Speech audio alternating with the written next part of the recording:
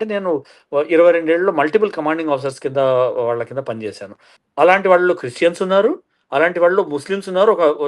క్లియర్‌గా చెప్పుకోవాలంటే కల్నల్ షహాబ్ అన్వర్ అని నాకు తేజ్‌పూర్‌లో మా కమాండింగ్ ఆఫీసర్ ఉండేవారు. ఆయన కొత్తగా యూనిట్ కమాండ్ చేయడానికి వచ్చినప్పుడు వెళ్తారు. యూనిట్ నుంచి అందరూ విష్ చేయడానికెళ్తారు. ఎవరైతే టెంపుల్‌లో ఎవరైతే ఉంటారో ఆయన కూడా వెళ్లారు. నాతో పాటు వచ్చారు విష్ చేయడానికి. వచ్చారు. Congratulations sir. మీరు యూనిట్‌లో పద్ధతులు ఎట్లా పాటించాలి అని మీరు అనుకుంటున్నారు అంటే, ఆయన క్లియర్‌గా ఒకటే మాట నా ముందర చెప్పాడు. నాకు ఆయనకి చెప్పాడు. పండిట్‌జీ ఒకటే విషయం నాకు కావాల్సింది.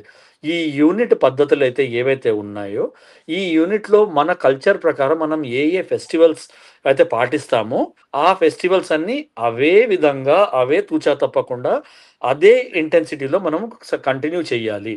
నేను ముస్లింని కాబట్టి నా కోసము రంజానో, బక్రీదో సెపరేట్‌గా సెలబ్రేట్ చేస్తాననడానికి అవసరం లేదు. ఈ స్టేషన్‌లోనే వేరే యూనిట్స్‌లో ముస్లిం మెజారిటీ ఉన్న యూనిట్స్ ఉంటాయి. వాళ్ళు పద్ధతులు పాటిస్తారు. అలాంటి ఫెస్టివల్‌లో నేను అక్కడికెళ్ళి సెలబ్రేట్ చేసుకుంటే అవసరం ఉంటాయి.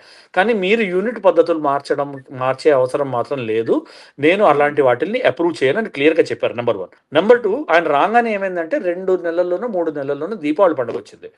ఈ పెద్ద పెద్ద పండుగలకి ఏం చేస్తామంటే హోమం చేస్తారు. ఓకే. ఆయన హోమానికి వచ్చారు, కూర్చున్నారు.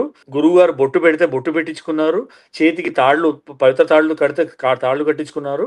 ఆయన చెప్పినంత సేపు, ఆయన మంత్రాలు పాడినంత సేపు, ఆయన ఉచ్చరించారు.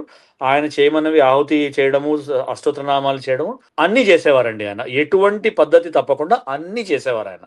ఆయన నమ్మకాలు ఏవైతే ఉన్నాయో ఆయన పర్సనల్ స్పేస్‌కి పెట్టుకునేవారు.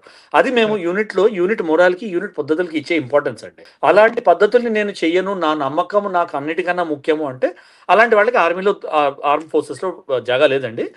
అలాంటి వాళ్ళని ఫోర్సెస్‌లోంచి తీసేస్తే మంచి పని చేశారని నా ఉద్దేశం.